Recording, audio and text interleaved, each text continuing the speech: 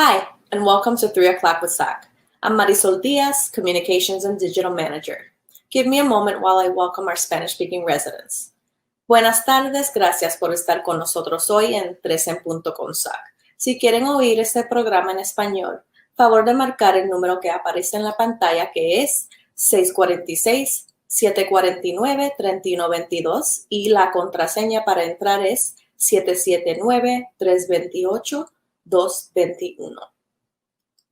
And just a reminder that you can access this show and previous shows on our Facebook page in the videos area and on YouTube.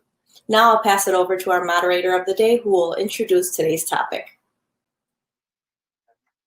Hi, everyone. Welcome to 3 o'clock with SOC today.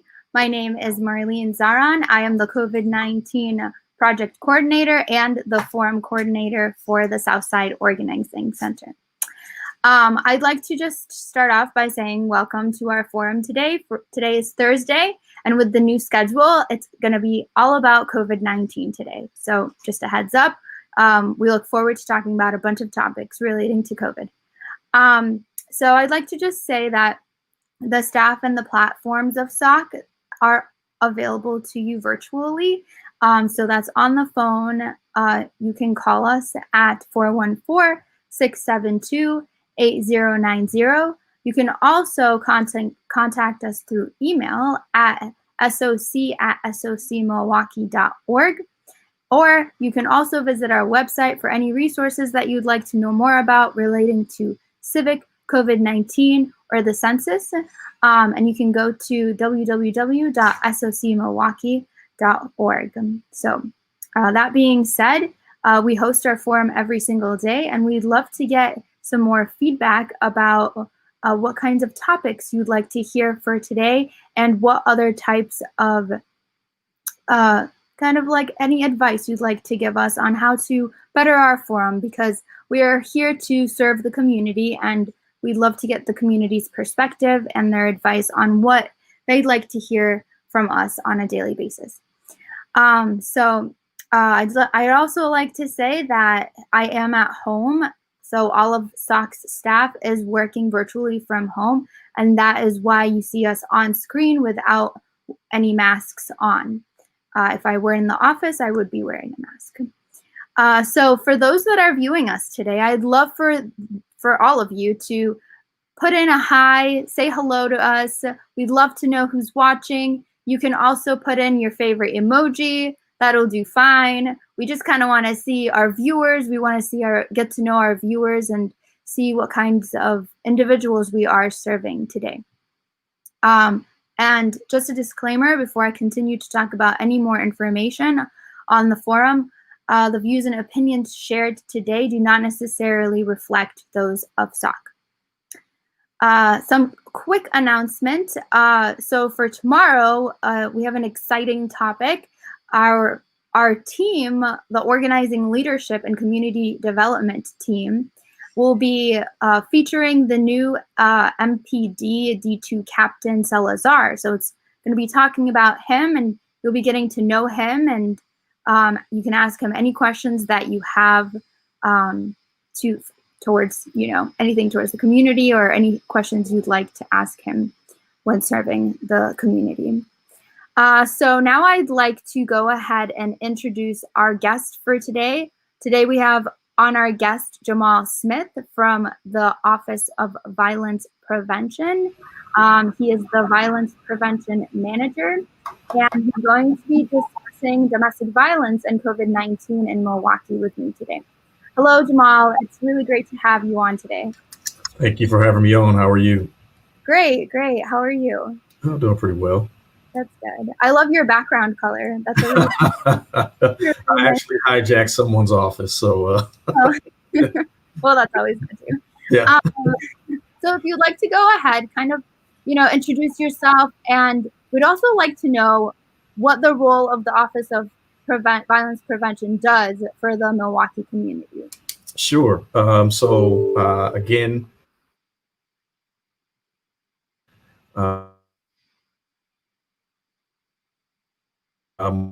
my role. Public policy advocacy, community engagement and implementation of the community-led and driven Blueprint for Peace, really trying to examine the root causes of violence, whether that's interpersonal, communal, but then also the impact of systemic violence and how it has affected marginalized and disenfranchised communities. So with the Office of Violence Prevention itself, is really elevating the conversation of the impact of violence across many fronts, right? So again, how everybody always focuses on violence from, a communal aspect, right? So gun violence, we talk about domestic violence, which we're going to get into in a second, child abuse and things of that nature. But, we also have to look at the impact of poverty and that being violence, right? Concentrated poverty. Segregation is violence, right? Inadequate food resources is violence. Underemployment is violence. And those are all systemic and structural issues.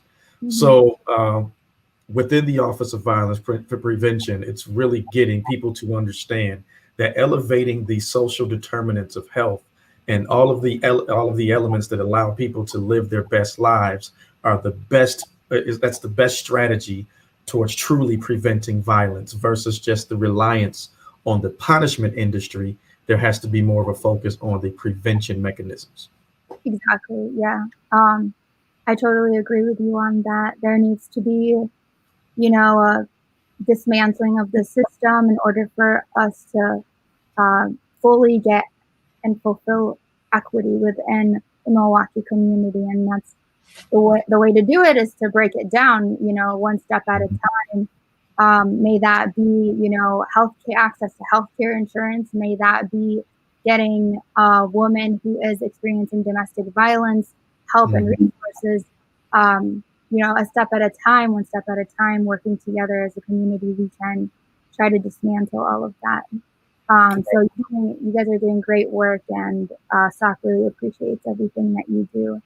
Thank you. So my first question for you, before, right when we dive deep into our topic, is what are the current statistics of domestic violence cases since the start of COVID-19? So has there been a dramatic increase? Yes, I think it's better to really focus on the period where COVID hit the hardest, when we were really during the stay-at-home period. And from January 1st to April 1st, there was an 8% increase in comparison to 2019. But within the month of April, the number of domestic violence reports increased by 28%. So from April of 2019 to April, compare that to April 2020, it was a 28% increase. So we've seen that there's been just this high concentration of domestic violence reports and incidents that have been happening during the COVID-19 period. And that's just in the city. Within the county, the prosecutors have seen a 15% increase within that same time frame. So we understand, first we have to recognize that COVID-19 did nothing but just exacerbate what the issues already were, right? This didn't bring about a new set of issues, right? Unemployment, underemployment were already a problem before COVID-19. That just increased it, right? Poverty was already a problem before COVID-19. That just increased it. Housing instability was an issue before COVID-19. This just increased it.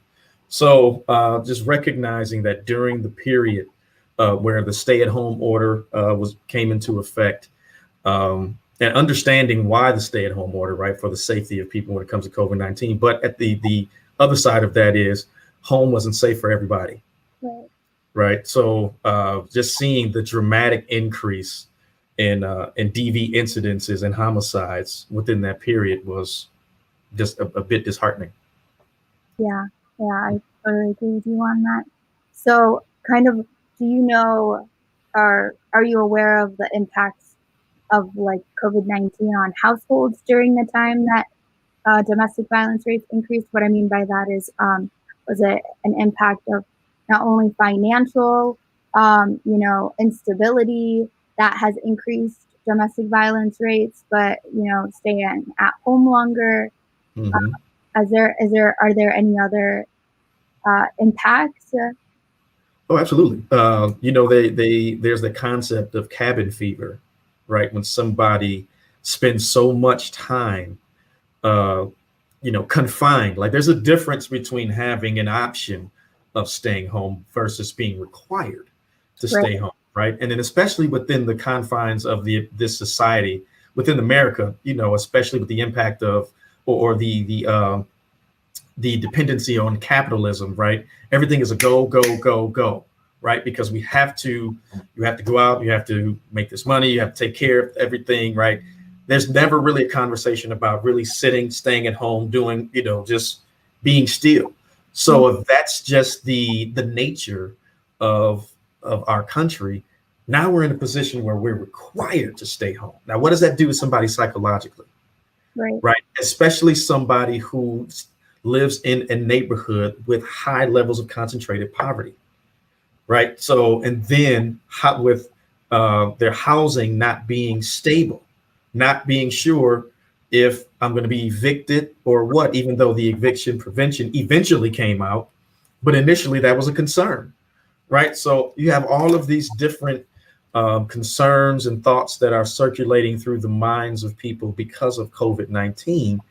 And now it starts to impact those psychologically, which potentially leads to the increase in the domestic violence incidents that we see. So outside of just the financial impact, but the mental, the emotional, the physical impact of COVID-19 really weighed heavy on many of our residents that are not necessarily living in the greatest of conditions, right? Who are living in some of the most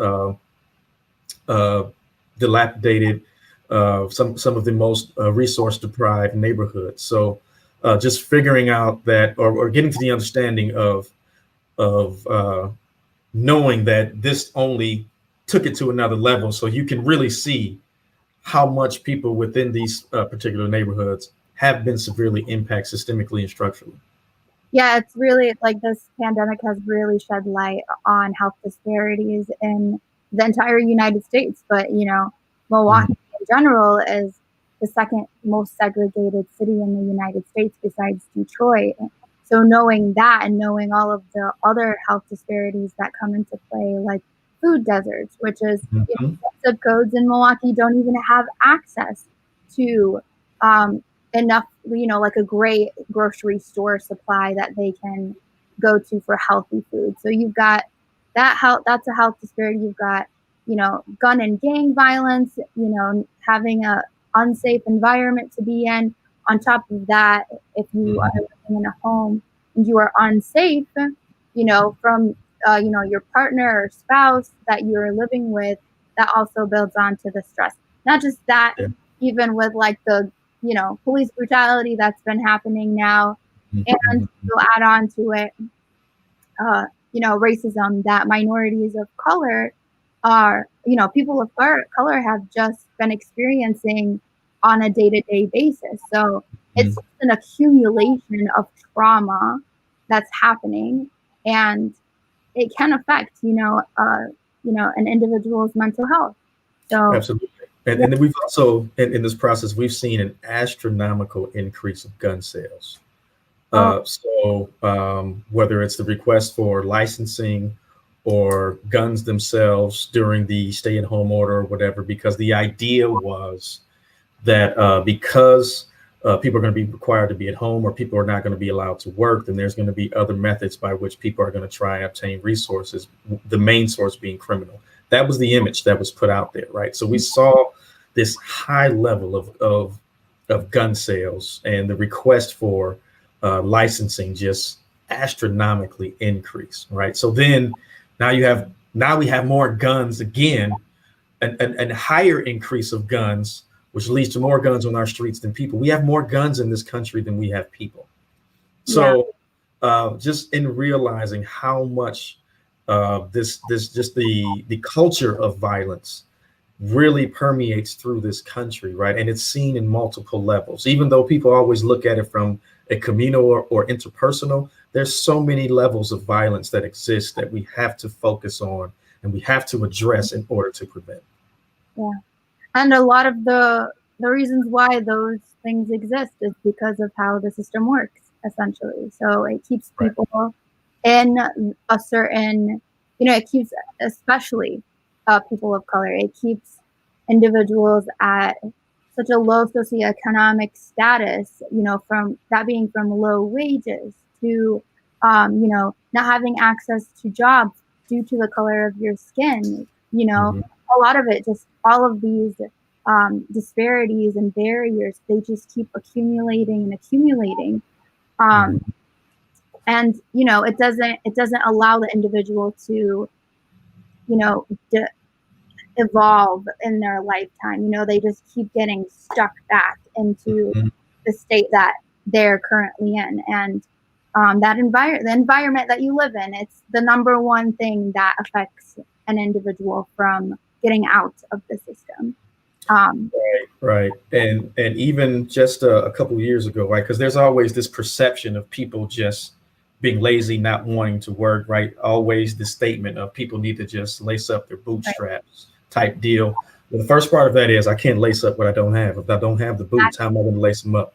But the second part of that is, we have to really look at the data, and the data shows how that message is actually pretty fallible and it's false. So, for example, the ALICE report from 2017, the ALICE is an acronym for Asset Limited, Income Constrained, Yet Employed. So it talks about the impact of underemployment. So in the state of Wisconsin, 42% of the residents were underemployed. In Milwaukee County, 54% of the residents were unemployed. But in the city of Milwaukee, 63% of the residents in the city are underemployed. So what does that say? That says one, over 6 out of 10 people in the city are working. So now we can absolutely eradicate the message that people don't want to work. Right. But the second thing that it's saying is that people are not being adequately compensated for the work that they're delivering. Yeah. So when you look at those types of numbers and you see that it's not that people are choosing to be unemployed, they're working 2, 3, 4 jobs for a reason. And then now you compound that with the impact of COVID-19, where many people have to lose those jobs and potentially lose benefits if they had benefits. Now you talk about a whole nother impact psychologically, which affects mental health. Exactly. Right? So that leads to a lot of the complexities within many of the homes across the city and tends to breed those hostile situations. Yes, exactly. We kind of drove off of our topic for domestic violence, but it's all intertwined. It all comes back, right?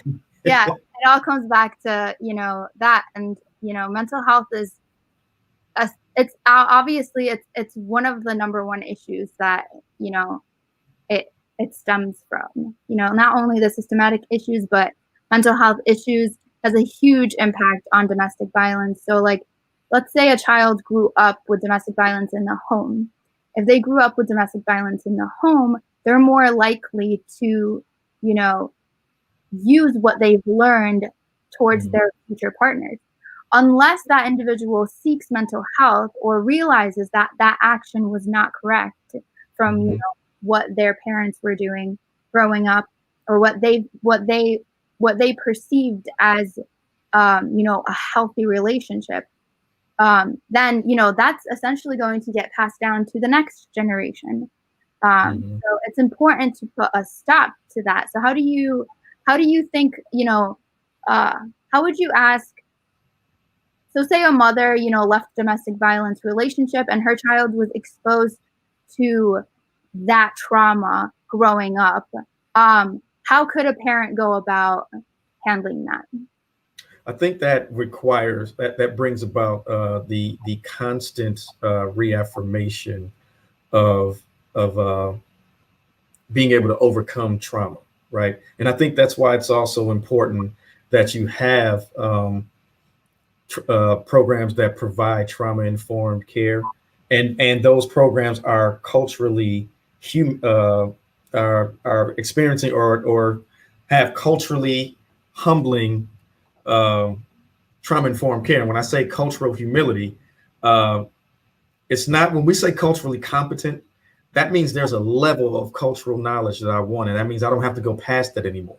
But humility means I want to learn more and more about cultural experiences, backgrounds, and things of that nature, and use that within my practices of trauma-informed care. So when it comes to someone who is a survivor of domestic violence, I think we see a lot of women who have overcome that domestic violence and be able to provide those examples of living past that, but then also providing the affirmations to their children of saying, this is not a lifestyle that you need to live. And then making sure that those young people are around more positive images, right? And that's where the community comes in, right? It's not just something that shouldn't just be the responsibility of the domestic violence survivor, right?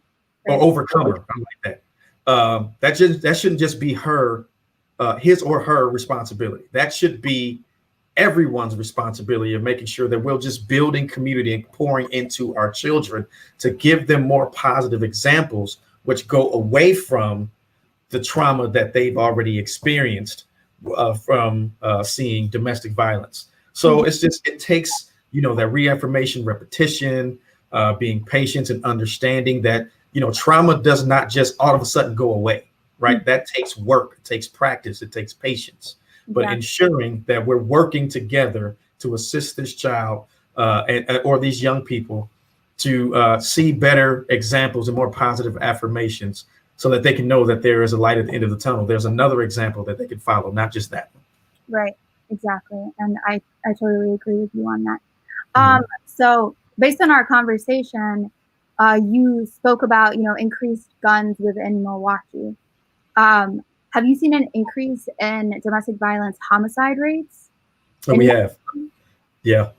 Within the numbers that we saw, a lot of those have been homicides. Like we're reaching out to, because a lot of that was MPD data. So they were getting the reports, and many of those have been homicides. Like just thinking of the shooting on 12th and Center, where the man shot the 4 children and his wife. Right. We've seen that many of those incidences, maybe not in that number, but many one-off domestic violence incidents happening and homicides happening more regularly than we have seen in past years and would like to at all.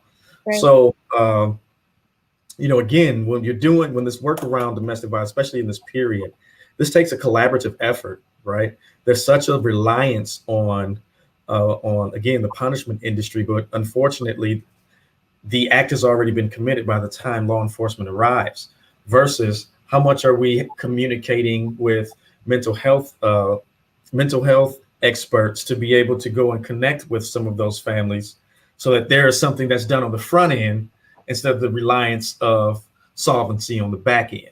So it's just really, it takes, community-based organizations such as SOC.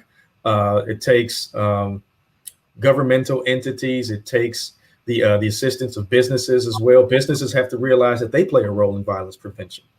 It's the economic aspect of violence prevention, right? Because when people are living their best lives, which is the motto of, or the mission of the Milwaukee Health Department, they're less likely to commit violence. Yeah. So it takes a multifaceted, multi-sector collaboration to address the different complexities of violence, including domestic violence. Right. How would an individual go about trying to seek? Let me rephrase that. Can an individual who does the domestic violence act seek help, and how can they do that? Absolutely. At the ASHA project, there is a batterers prevention program. Brother Sean Muhammad actually is the leader of that. So there are, unfortunately, there aren't many. A lot of the focus has been on domestic violence victims, and rightfully so. I understand that. Right. But at the same time, we have to understand that there needs to be an assistance for batterers as well, because and we can't just always rely on, okay, well, if they commit this act, they go to jail, right? Because what we've noticed, obviously, even in more recent times, prison or jail doesn't equate rehabilitation. Exactly. Right. So if there are intentional programs that help contribute to the change within those who have perpetuated domestic violence, then those are programs we also need to invest in as well. Yeah. Because if someone survives domestic violence from one particular perpetrator, that doesn't mean he won't go somewhere else and do it again. Yeah. So, and his working with him and being able to assist him in the process is just as vital as working with those who are survivors of domestic violence as well. But I know that even at the Asha Project, there is a batterers program that exists through Brother Shah Muhammad. Okay, and can I get that information from you when our forum is done, so then we can put it up on our Facebook page as well? Sure, absolutely. So what resources in Milwaukee do you know of that provide assistance to individuals who have been victims of domestic violence? Sure. Well, I mentioned the Asha Project, and all of these services are free. So this is not something that people have to be concerned with in terms of excuse me, medical bills or medical insurance or things of that nature. But the Asha Project is one resource. The Sojourner Family Peace Center is another resource that is very reliable. Among Americans Women Association, as well as the UMOS Latina Resource Center. Those are four that I can think of offhand that are very critical and very useful resources in terms of domestic violence survivor services. Yeah, we have had the Sojourner Peace Home and the UMOS Center on. Mariana, she came on as well to talk about these issues and, how we can go about fixing individuals' homes that have had domestic violence. So is there anything that the, Office of Violence Prevention provides for domestic violence? Well, what we do, Karen Tyler, who is the point of contact for domestic violence and sexual assault on the Office of Violence Prevention, she helps to lead the Commission on Domestic Violence and Sexual Assault. So there are many providers that are within that in that commission that are always providing resources, and their meetings are public as well. So anyone who would like to participate in those meetings with the Commission on Domestic Violence and Sexual Assault, you can always go to the City of Milwaukee website and look up the days and times of those meetings, ask questions, and get contact information from some of the members of the commission to be able to connect to resources necessary for addressing domestic violence. But many of the providers, including the providers that I just listed, are a part of that commission.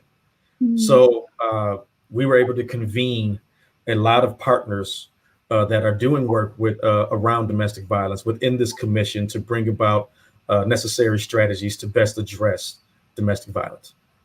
Great. That's awesome. That's amazing. Well, we thank you for your time. If you guys have any questions, you can go to the City of Milwaukee Office of Prevention website, and they have all of their resources on there, and you can check it out. If you have any questions after the forum, if you comment them once we're done with Mr. Smith, I can forward those questions to Mr. Smith, and would you answer those for us as well? Yeah. Yes, ma'am. Awesome. I just put in the chat too. The quickest way to go to information for the Office of Violence Prevention is 414life.com. So the area code 414life.com. Okay, that's amazing. Thank you. Thank you for doing that. No problem. Thank you for having us. Thank you for coming on. And we'd love to have you on again to talk about, different violence prevention methods and different, we can talk about different topics relating to violence within Milwaukee and how we can try to dismantle them as a community. Sounds good. Thank you for having me. Thank you. All right. All right. Well, that was a really intriguing and interesting conversation we had with Mr. Smith. I personally learned a lot. I hope you guys did as well.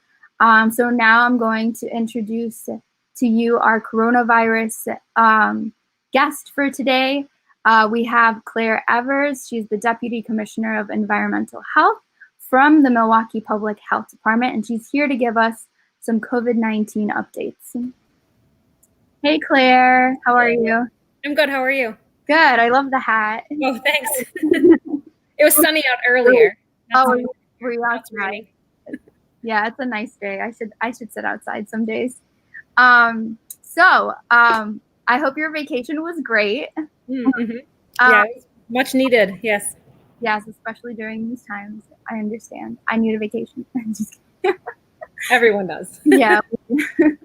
So let's just get started. Can you give us a summary of the overall numbers in Milwaukee for COVID-19? Yeah, so today's a really exciting day. As you know, we update our dashboard, our data on Thursdays. So today's that day, and for the first time since this pandemic has been going on, we have seen a statistically significant decline in the percent positive cases. So on our gating criteria, our cases went from yellow to green, which is really fantastic. It's some really great news. Our testing has stayed in the green. So that means that we are having more than 2,000 tests per day. Our care, meaning the hospital capacities, is in the green. So that's 3 out of the 5 criteria are in the green, which is the best criteria it can be. We are still in the yellow for safety, which means the availability of PPE for hospital systems. And then contact tracing is also still in the yellow, which means that we are able to reach 50 to 95% of COVID positive residents within 2 days.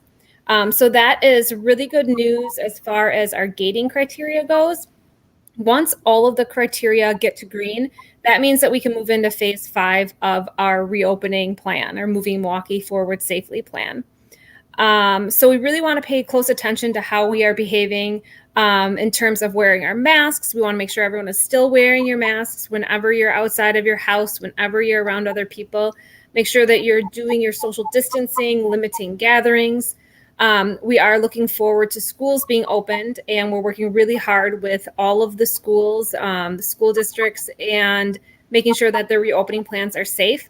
So then school opening doesn't kind of make us go backwards a little bit. So we're really making sure that these plans are done really safely. So kids that are going back in person are safe, and we want to make sure that while they're in school, they're safe, and then also outside of school. So we're talking with school leaders and the community to make sure that they're kind of relaying our message as well. You know, make sure that your school communities understand that how they behave outside of school is going to directly affect how they can learn in school. So we want to make sure that, parents are too encouraging the kids to be responsible. Today we did see some reports on the 2 o'clock media briefing about age ranges. And it does show that the age range of 15 to 19 have seen bigger spikes in cases. So that's, the high school age where people want to socialize. They have a little bit more independence to go do things on their own. So we want to make sure that that age group really gets that message nice, loud, and clear to make sure that they're still behaving really safely. I can look at a report that has the specific numbers. So when we look here, so our African-American population is still heavily impacted. So it's about 32.7% of the total cases of COVID-19 in the city are African-American community. The zip code that has the highest cases is still the 53215 zip code on the south side. So there's a total of 3,466 confirmed cases in that zip code. And then the neighboring zip codes are the second and third highest. So zip code 53204 has 2,291 cases. And then 53221 has 1,066 cases. So that being said, the Hispanic community, the Hispanic population has been the most heavily impacted still by COVID. And that is about 35.3% of all the confirmed cases.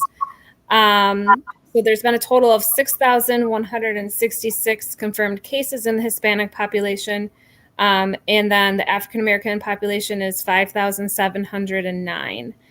When we look at age groups, the 65 and plus age group is still our most vulnerable population. That group makes up 9.3% of the confirmed cases, but the majority of cases are still among that working age individuals, the 25 to 34. So that's 22.7% of the cases. And then hospitalization rate has been decreasing in the city, and it is now 8.9%. So overall, things are looking pretty good. And so we want to make sure that we just continue to be mindful of our own behaviors, because how we behave is affecting how this community spread is happening. Right, of course. So have numbers changed from a week ago? Positive rates? Yeah, I think, because every Thursday we update them. So it would have been different from last Thursday. I was out, so I didn't see the update from last Thursday. But things are looking in the right direction. Okay. I have a question. When do you think rates will just be, consistent? Is there, or start to decrease? Is that ever, hopefully it happens at some point, but when do you think we'll start seeing that? Yeah, so today the 2:00 media briefing went over a lot of the epidemiology of where we're at right now. And we have seen kind of a leveling off of the percent positive cases, but we have dipped below 8% or 5%. I think last time I was on, we were at about 7%, and now we're at 5%. I think that schools reopening might make us have a little bit of a blip, but I think that with the mask requirements and people starting to really embrace social distancing, and it's becoming more of a norm rather than a real big challenge for people, I think that's going to help. I think there might be a lot more testing going on coming up, because there's going to be cold and flu season, and those symptoms are the same symptoms as COVID. So I think that there will be a lot more people wanting to seek testing because they won't know if they have the cold or flu or if they have COVID, which is a good thing. It's not good that people are getting sick, but it's good that people are going to keep seeking out that testing, because that's how we can make sure to eliminate the spread. Okay. Yeah. So where are we in terms of, moving forward into phase 5? Yeah, so there's just the two criteria that need to go from yellow to green. So one of them is the availability of PPE in hospitals. And I know we have a work group that works with the healthcare systems to find out, everything about the healthcare systems. So part of that is the availability of PPE. So we just need to make sure that all the hospitals have adequate PPE, and we're hearing that most of them do. So we just need to find out those outliers and find out what resources that they need in order to get the adequate PPE. The second thing is contact tracing. And so we need to be able to reach 95 to 100% of all positive cases within 2 days in order for that criteria to be green. And so whether that means bringing on more contact tracers, I know there's also a lot of challenges with the state system WEDs, which sometimes impedes our ability to meet that requirement. And so I know our teams are working really hard to make sure that we get there. But those are the two elements that need to go from yellow to green, and we need to sustain the other ones. We need to not see any increases in especially percent positive cases. That's the most challenging. I see.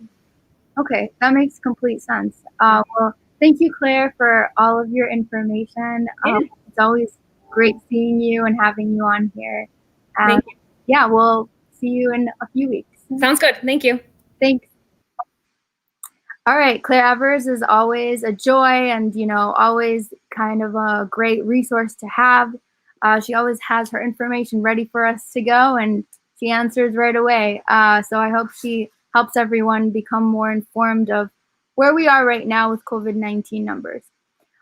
So for right now, I would like to say hi to a few individuals. So hi, Charlie. Hello, Diana Becerra. Hello, Alonia. Hello, Fatima. Hello, Miranda. Hello, Trina. Hello, everyone. Hello. It's great to have people on, and for those of you watching and haven't said hello, I'd love for you guys to say hi so I can give you a shout out. So right now we're gonna move on to our civic update, and we have a video for you guys.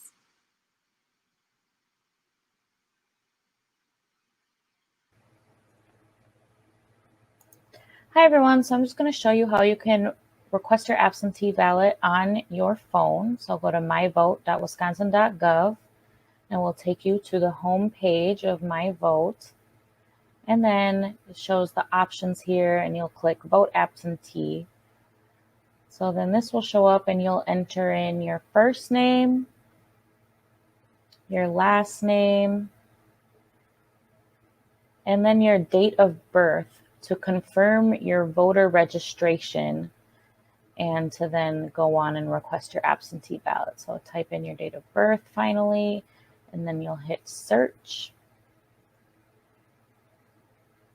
And then your voter information will show up and you can update your name or address if you need to, otherwise then request the absentee ballot.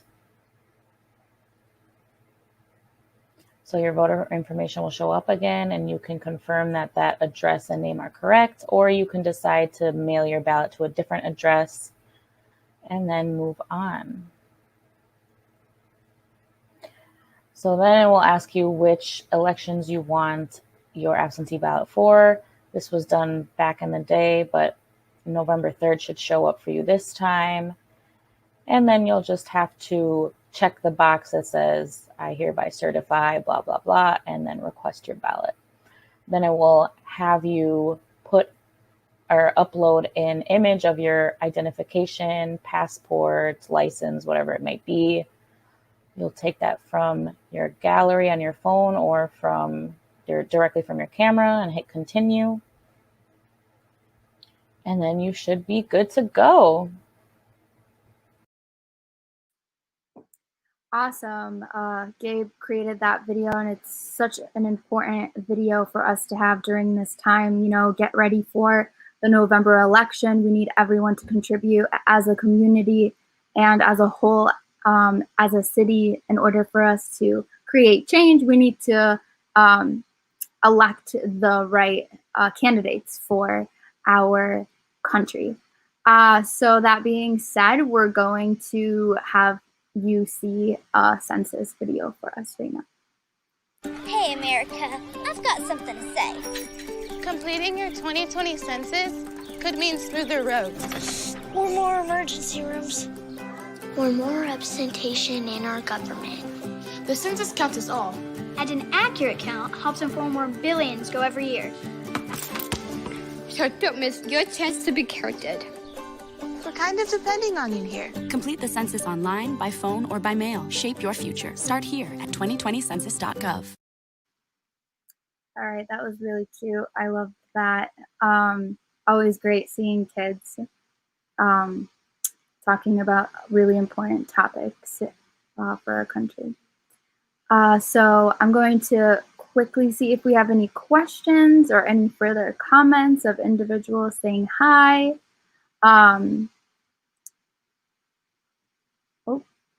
No, I don't see any for right now. But so now I'm going to introduce our SOC feature. So our SOC features are essentially, we bring on talk about our talk about any resources within the community, and that's relating to energy assistance, rental assistance, you know, evictions, topics of that sort, and we give you direct resources to those. So now I'd like to invite on our Executive Director, Tammy Rivera, who will be hosting this section. Tammy Rivera, you can take it away and invite our guest on. Thank you, Marlene. Good to see you folks, and even happier that the teams are settling in the new format and taking over the leadership for the forum on their days. I'd like to invite on our SOC feature of the day, which is a repeat guest, very grateful for his attendance, Manuela Kirkendall from Community Advocates, the COO there. Hello. Hola, how are you? Good, how are you? Good to see you. Grateful for your partnership here on the forum and for your return visit. Definitely, we appreciate the opportunity to get the resources out there to the community. Yeah, so important, especially at this time. So we did get to meet you in your role the last time you were here. Will you tell us again, just a little bit for the folks who are joining us, maybe for the first time or seeing you for the first time? Could you tell us a little bit about Community Advocates? Sure. So Community Advocates, we're a nonprofit. We were essentially originally located on the north side of Milwaukee. Now we've branched out. We have 5 different locations. We provide services around energy assistance, which I'll talk about today, housing assistance, which I'll talk about today, but also providing services in the area of drug prevention, individuals who are homeless that may be facing mental challenges with mental illness as well. We provide services to those individuals as well. And we do a lot of outreach. So we're in the community, under bridges, bus stations, middle of the night, trying to engage individuals and get them to come inside. So there's a lot of work being done here. Yeah, very familiar with you all over the decades, the ways you have expanded and deepened your work in the community. There are 2 critical issues, especially that we're going to be tackling today, which the pandemic has had a huge impact on the need for. One is rental assistance, sort of housing crisis management, and the other is energy assistance. So we have about 6-7 minutes in this smaller feature segment of the program. So let's start with the housing. Can you share with us what's happening and what resources are out there for folks? Definitely. So right now, I mean, we of course, we're facing this pandemic. There are a lot of individuals that aren't able to work right now.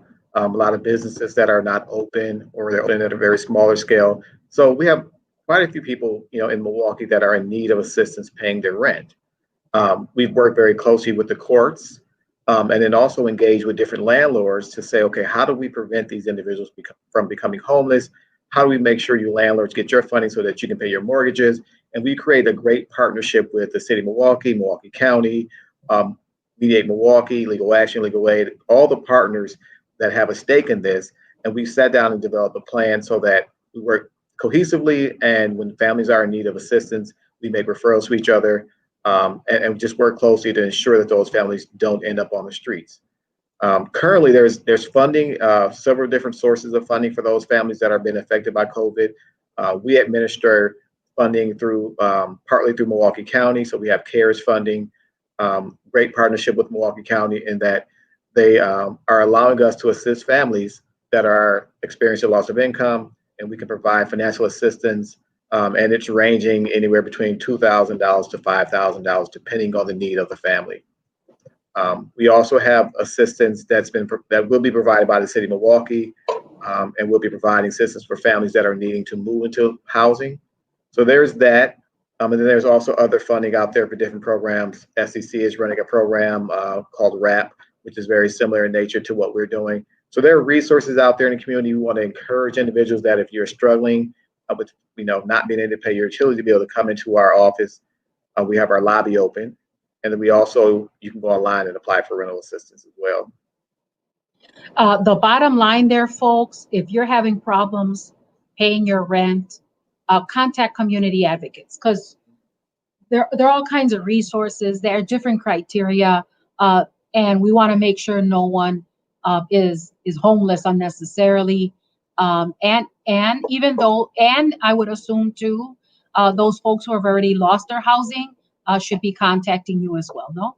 Definitely. If you are experiencing any type of housing crisis, whether it be homelessness, impending homelessness, just struggling with dealing with your landlord, there's a need of mediation, definitely give us a call. If we don't do it, we can refer you to one of our great partners. Yes. And we'd love to assist you. We don't want anyone on the streets during this time. It's just there's never a good time to be on the street, but this is definitely probably the worst time to be homeless. So we want everybody in shelter before the cold comes. Definitely. So let's get that going, folks. And then how about energy assistance? We know there have been some changes again, good changes in there. So share with the folks about deadline, pushing back, etc. Yeah, so the Public Service Commission extended the moratorium to until the end of next month. So we're going through September 30th now, that services will not be disconnected. While that's, that's good that people won't be disconnected, the thing that we want to do is encourage individuals to still apply for energy assistance.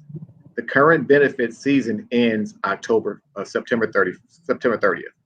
So if customers aren't in the door before September 30th, essentially they could have received benefit this season. It goes out the window. So they lose that money. And this program that I'm referring to, Energy Assistance, is a program that is administered by the Department of Administration, State of Wisconsin, specifically under Decker. So Decker is the department under Department of Administration. They fund Milwaukee County, and the Milwaukee County then partners with us and UMOS to provide services to Milwaukee County. And so go ahead. We've made it as simple as possible for individuals to apply. They can simply call our hotline, 414-270-4653, or better known as 270-4MKE. You can call that number. We'll get you an appointment, or we may be able to do your application right there on the phone. The wait times are very low right now, so we were definitely encouraging individuals to apply immediately.